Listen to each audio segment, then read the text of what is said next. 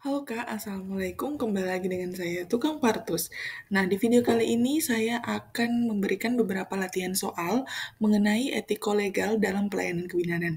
Yang mana materi ini atau bisa jadi latihan soal ini itu masuk di dalam materi dari soal P3K Bidan tahun 2024 ini. Ayo kita simak untuk soal-soalnya. Soal pertama, dalam menjalankan tugasnya, seorang bidan memiliki tanggung jawab yang besar terhadap pelayanan yang diberikan kepada klien. Pernyataan berikut yang merupakan tanggung jawab seorang bidan kecuali A. Untuk mendapat dan mempertahankan pengetahuan dan keterampilan sebagai bidan. B. Untuk memberikan pelayanan kepada klien secara optimal. C. Sebagai komunikator mengadakan komunikasi secara baik dengan sesama bidan, klien, dan keluarga. Atau D. Sebagai pengelola dalam mengadakan konseling dengan klien. Nomor 2, seorang ibu hamil datang ke bidan praktek mandiri untuk memeriksakan kehamilannya. Setelah diperiksa, bidan tersebut menjelaskan hasil pemeriksaan kepada pasien. Hal tersebut merupakan kewajiban bidan untuk A. Meminta persetujuan, B. Memberikan informasi, C. Bekerja sama dengan profesi lain, atau D. Merujuk pasien. Soal berikutnya, seorang perempuan hamil anak pertama didampingi keluarga datang ke rumah sakit dan mengeluh mules-mules. Hasil pemeriksaan diketahui pasien tersebut hipertensi dan memiliki anak kembar. Kemudian bidan menjelaskan kepada pasien dan keluarga mengenai tindakan medis yang akan diberikan dan meminta persetujuan yang harus ditandatangani oleh pasien. Tindakan bidan tersebut memenuhi kewajiban untuk A. Memberikan pelayanan asuhan kebidanan sesuai dengan standar profesi dan menghormati hak-hak pasien. B. Merujuk pasien dengan penyulit kepada dokter yang mempunyai kemampuan dan keahlian sesuai dengan kebutuhan pasien. C. Memberikan kesempatan kepada pasien untuk didampingi oleh suami atau keluarga. D. Meminta persetujuan tertulis atau informed consent atas tindakan yang akan dilakukan. Soal nomor 4, bidan dalam menjalankan tugas profesinya memberikan pelayanan paripurna terhadap klien, keluarga, dan masyarakat, sesuai dengan kemampuan profesi yang dimilikinya, berdasarkan kebutuhan klien, keluarga, dan masyarakat. Hal tersebut merupakan A. Kewajiban bidan terhadap tugasnya, B. Kewajiban bidan terhadap profesi, C. Kewajiban bidan terhadap diri sendiri, atau D. Kewajiban bidan terhadap klien dan masyarakat. Nomor 5, pernyataan berikut yang merupakan kode etik bidan. A. Bidan melakukan penjahitan robekan perineum derajat 3 di Poskesdes. B. Bidan melaksanakan asuhan sayang ibu. C. Bidan mengizinkan dukun bayi melakukan pijat perut pada ibu nifas. D. Bidan patuh terhadap metode lama. Nomor 6, seorang bidan untuk memperoleh izin dalam pelayanan kebidanan, maka wajib melakukan proses apa terlebih dahulu? A. Lisensi, B. Legislasi, C. Sertifikasi, atau D. Registrasi. Soal berikutnya, seorang wanita G1P0A0 hamil aterem datang ke bidan praktek mandiri mengeluh nyeri perut tembus belakang. Hasil pemeriksaan, tensi 150/90, nadi 86 kali per menit, pernafasan 24 kali per menit, dan suhu 36 derajat Celcius. Pembukaan diperiksa yaitu pembukaan 5, serta kepalanya hot 1. Tindakan yang tepat bidan lakukan pada kasus tersebut adalah A. Observasi kemajuan persalinan. B. Kolaborasi dengan dokter melalui telepon untuk terapi di bidan praktik mandiri. C.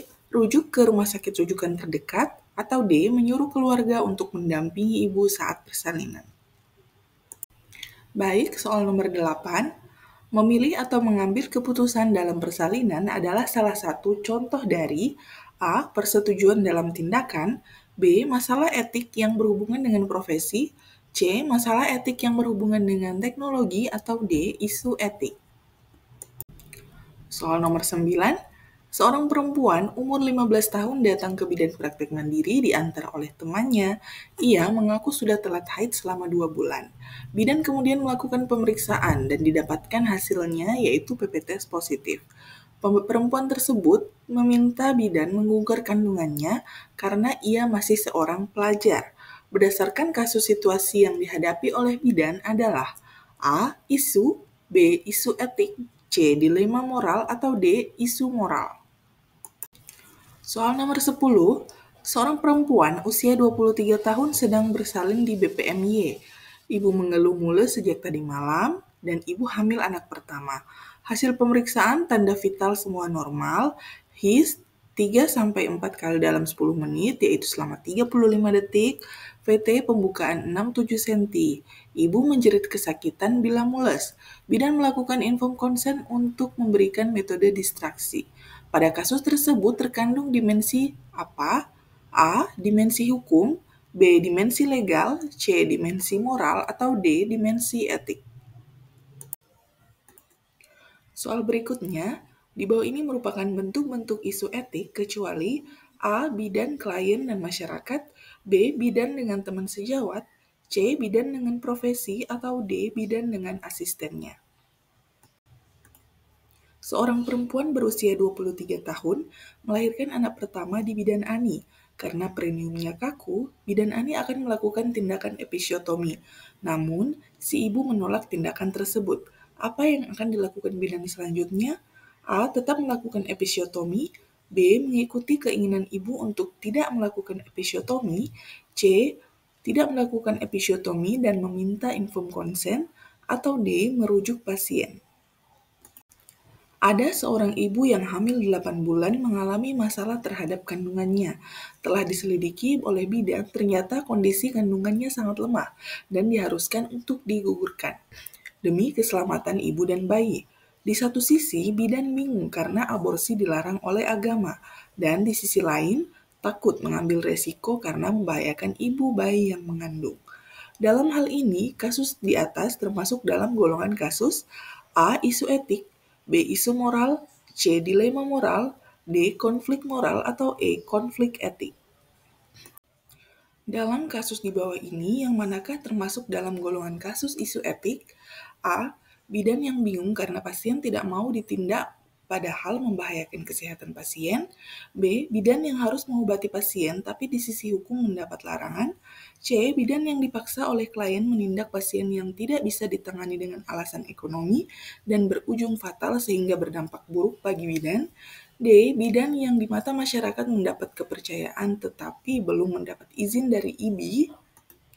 E. Pasien yang tidak mau ditindak tetapi sangat berbahaya jika tidak ditindak dan mengancam perizinan bidan.